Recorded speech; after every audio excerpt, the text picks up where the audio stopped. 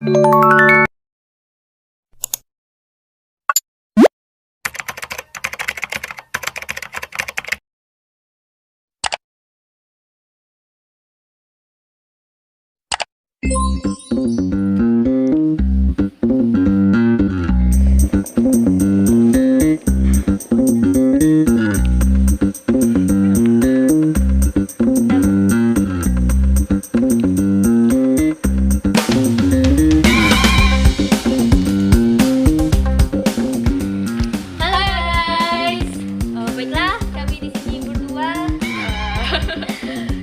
hari ini mau wawancarai seorang narasumber kita, seorang dosen di UNAN, Universitas dosen psikolog ya.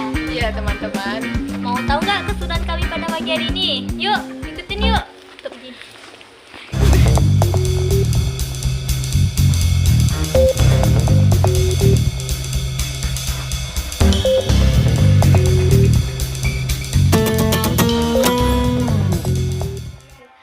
Assalamualaikum warahmatullahi wabarakatuh. Baiklah teman-teman semuanya, di sini kami akan menyampaikan sebuah talk show yang berjudul mengenai tentang kesuksesan. Baiklah, di sini kami berdua bersama rekan saya yang bernama Raifa Azizi dan saya sendiri Zaskia Putri Chania. Tentunya kami di sini tidak berdua saja, kami ditemani beberapa teman kami ya sebagai kameramen, editor, dan lain-lain. Baiklah, narasumber kita pada hari ini adalah Ibu Dini Amenike, MPSI. Beliau merupakan sebuah dosen di Psikolog FK UNAN. Halo Bu. Halo Bu. Kalau boleh tahu, kami ingin nanya juga apa aja sih proses-proses yang udah Ibu lalui sehingga bisa berada di titik ini, yaitu menjadi dosen di sebuah universitas ternama gitu Bu. Oke. Panjang juga sih ceritanya sih ya Ki, ya. Tapi mulanya saya sih nggak ingin berprofesi sebagai dosen mulanya. Akan tetapi saya menyenangi memang dunia pendidikan. Jadi saya senang mengajar. Dari kecil saya sudah saya merasa tanda kutip tuh ingin tampil gitu. Kemudian senang mengajar. Dulu itu memang ada sering berpura-pura sebagai menjadi seorang guru. Nah, waktu itu sebelum saya kuliah di psikologi, saya sempat dulu karena gak lulus nih di psikologi, saya terdampar dulu di FISIP. Saya sempat di Unpad dulu di FISIP 1 tahun. Tapi saya ngerasa, oh ini nggak dunia saya sih. Jadi saya izin dulu sama orang tua untuk ngambil lagi. Alhamdulillahnya keterima. Dan saya ngerasa di situ ketika kita tidak menyenangi apa yang kita lakukan, termasuk kuliah, saya nggak senang untuk jurusannya. Saya ngambil jurusannya salah gitu. Dilalanya ternyata ketemu gitu, rezeki saya waktu itu di situ. Dan akhirnya saya ambil lagi, kemudian baru keterima begitu. Nah di situ baru saya merasa oh iya ya, ini nih dunia saya. Tapi ternyata kuliah di tempat yang baru itu berbeda tempat ya, karena Bandung dan Jakarta, Bandung Depok aja berbeda budayanya. Dan saya juga anak bangsa, kemudian tinggal di asrama, dan ketika ketemu saya justru mengalami culture shock itu di Depok. Padahal kan saya sudah pernah kuliah di Bandung juga. Kenapa? Karena ngerasa itu pace-nya di ritme ya, spesial ritme di Depok itu saya ngerasanya kayak berlari dibandingkan di Bandung, apalagi di sini jadi saya ngerasa semuanya orangnya kok diri semua ya dari Jakarta dengan sekolah-sekolah unggulannya gitu, itu luar biasa. Bukan saya nggak bisa mengikuti, tapi saya terlalu shock gitu jadi mereka udah umumnya kayak background desa ya namanya, pindah jadi satu teman satu kelas desa. Jadi mereka udah punya kelompok Lomboknya. Akhirnya saya ngapain? Karena saya udah pernah kuliah, jadi saya sering itu bolak-balik Bandung Jakarta. Cuman untuk apa? Supaya bisa ngumpul dengan teman-teman saya yang di Bandung. Jadi 1 tahun pertama seperti itu. Jadi saya nggak begitu bonding dengan teman-teman saya yang di ini. Apalagi saya udah ngulang, otomatis saya ketemu sama adik kelas kan, gitu. Ada adik kelas di situ. Mereka panggil saya Uni, gitu. Jadi ada beberapa teman-teman satu angkatan itu manggil saya Uni juga. Karena memang saya jauh lebih tua. Karena kesempatan ketiga. UMPTN, SBM. Sekarang SBMPTN, UMPTN waktu itu, SBMP. Nah, di situ baru saya kuliah. Saya menyelesaikan studi saya tepat waktu. 3,5 tahun untuk kuliahnya saja, 1,5 tahunnya untuk skripsi. Tapi nggak sampai 1,5 tahun, saya pengerja sekitar 4-5 bulan karena Juni itu udah ujian. Sambil saya juga senang dengan dunia pelatihan. Kemudian saya ini yang sering keliling-keliling, namanya dulu itu pelatihan mengelola hidup merencanakan masa depan. Gagasnya itu dulu Marwah Daud Ibrahim. Disitulah saya punya kesempatan ketemu dengan berbagai macam orang, ketemu dari mulai dari anak-anak di lapas, kemudian sampai ke eksekutif gitu, sampai di kalangan eksekutif. Jadi terasah, menurut saya itu juga salah satu yang mengasah saya menjadi diri saya yang sekarang. Kemudian setelah lulus, saya punya minat saya salah satunya juga di seni peran. Saya seni peran. Jadi saya sempat waktu itu ikut terlibat di film. Tapi ternyata gitu, kenapa saya disuruh pulang ke Padang? Orang tua saya nggak setuju di situ. Sebenarnya saya sudah diterima di salah satu stasiun televisi untuk bekerja, udah mau di ini, cuman orang tua saya bilang saya pulang. Dengan ini satu yang saya masih ingat, orang tua saya tuh bilang, pulanglah, pakai bahasa Minangnya. Cobalah, bisa nggak bersaing UI itu ya. Nah jadi marah lah saya diginiin gitu kan. Jadi waktu itu jarang yang pulang ke Padang. Jadi saya pulang ikut tes. Saya takut keterima. Karena kan waktu itu beda ya, di Jakarta dengan dinamikanya yang sangat cepat dan karirnya yang luar biasa, kesempatan yang banyak. Kemudian saya harus ke daerah. Bagi saya ini bukan dunia yang jauh dari keinginan saya, enggak. Karena sebenarnya saya senang mengajar, senang berbagi gitu. Karena dulu pun sebelum kan saya terjunnya di training ya. Jadi begitu. Baru deh sekarang menjalani gitu deh perjalanannya, disingkat. Kami ingin bertanya nih Bu, menurut Ibu sendiri kesuksesan itu apa sih? Kesuksesan, pertanyaannya berat ya. Karena sukses itu ukurannya tuh nggak ada satu takaran yang pasti. Kalau menurut saya, sukses itu bukan hanya soal materi ataupun pencapaian dalam hal misalnya karir dan sebagainya, tetapi sukses juga termasuk bagaimana kita mengalahkan sesuatu di dalam diri kita. Nah, sukses itu tidak hanya ya itu seperti yang saya sampaikan tadi. Ketika kita berhasil mencapai target tertentu, tidak hanya target materi, itu menurut saya sudah sukses. Terima kasih Bu.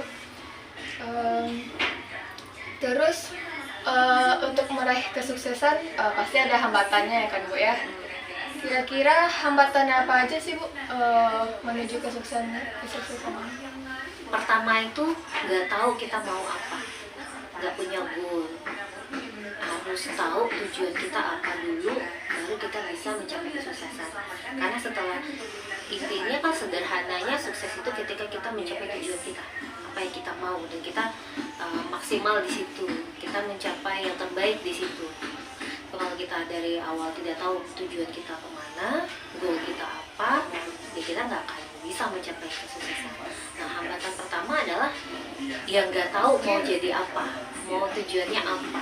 Jadi harus disetting nih, dicari saya tuh maunya apa sih, minat saya apa. Jadi itu harus digali nih di masa-masa sekarang, masa-masa eksplorasi mau jadi apa. Mencari jati diri. Ya, mencari jati diri, pengennya jadi apa sih. Terus tips apa aja sih Bu untuk meraih kesuksesan? Tips saya mungkin berbagi aja ya.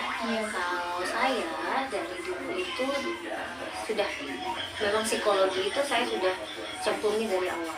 Saya dulu kalau zaman saya sekolah itu namanya SKR, Sarjana Konsultasi Remaja. Iya, SKR. Kalau sekarang namanya apa ya, saya lupa. Itu masuk, memang saya senang menyenangi manusia, menyenangi tanda kutip masalah orang. Nah, dari situ saya tahu, oh namanya psikolog, namanya itu ilmunya psikologi. Jadi dari awal sudah memang kepengen ke situ. Jadi ketika saya pertama itu lulusnya bukan di jurusan psikologi, ya saya tetap jalani, tapi saya coba kesempatan kedua. Akhirnya saya bisa lulus di psikologi.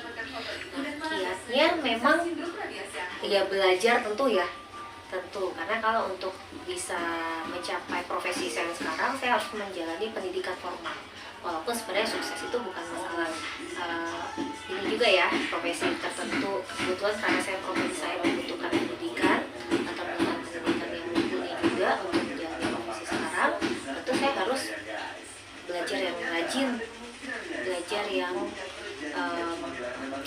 memang apa ya, saya belajar itu dulu itu tidak hanya di kampus, tetapi saya juga ikut magang, ikut kegiatan-kegiatan di luar kampus yang memang akan berkontribusi untuk ini saya gitu, profesi saya nanti. Jadi udah jadi ikut pelatihan, dan disitulah saya berkesempatan untuk keliling-keliling di Indonesia.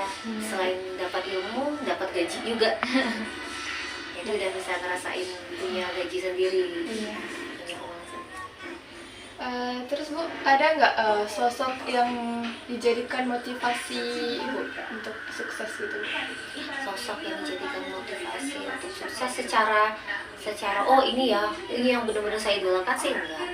Cuman saya senang apa sih membaca kisah-kisah sukses ya, masuk toko-toko yang ada di Indonesia maupun di luar. Tapi yang spesifik saya mengidolakan ini enggak ada sih. Cuman saya sering membaca buku-buku mulai dari misalnya biografi ya, saya lihat biografinya Habibie, kemudian tapi zaman saya itu kan muncul ya waktu itu. Jadi kalau dibilang yang saya idolakan itu sih selain Rasulullah ya. Tapi yang dalam ininya belum.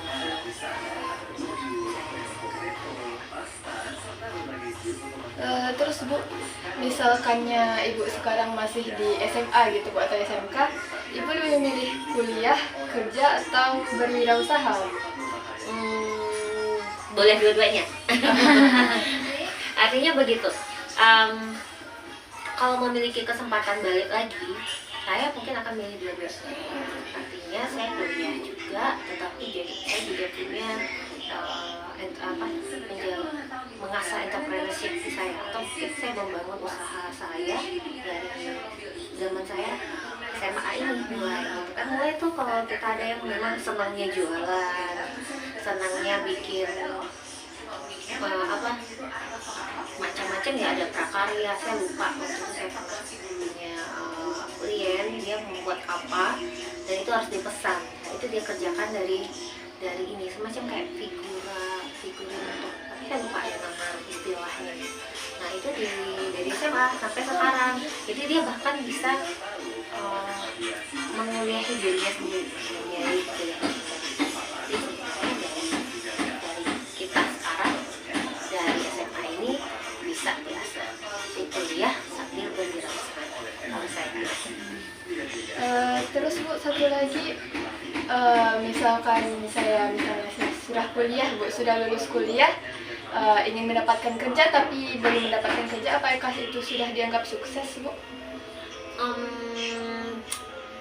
Saya itu balik lagi ya ukuran suksesnya. Sebenarnya kebanyakan orang melihat ukuran sukses itu dari materi kerja, tapi bagi saya lebih dari itu. Artinya ketika dia memang punya pekerjaan tetapi ternyata dia menciptakan lapangan kerja sendiri walaupun itu kecil, ya berarti dia cukup sukses ya untuk berdikari untuk dirinya sendiri. Dan kemudian perjalanan untuk mencapai sukses dalam tanda kebanyakan orang dengan ukuran materi itu kan bisa dibangun sendiri. Orang-orang yang sukses sekarang kan sebenarnya mulanya dari bawah ya, dengan kerja keras, dengan pantang menyerah. Tidak ada yang sukses itu instan kalau mau mencapainya. Jadi ya itu sih siapa tadi? Iya, Bu. Iya, oh iya. Satu lagi boleh deh ya Bu? Boleh. Jadi kan untuk meraih kesuksesan itu nggak mudah ya Bu ya.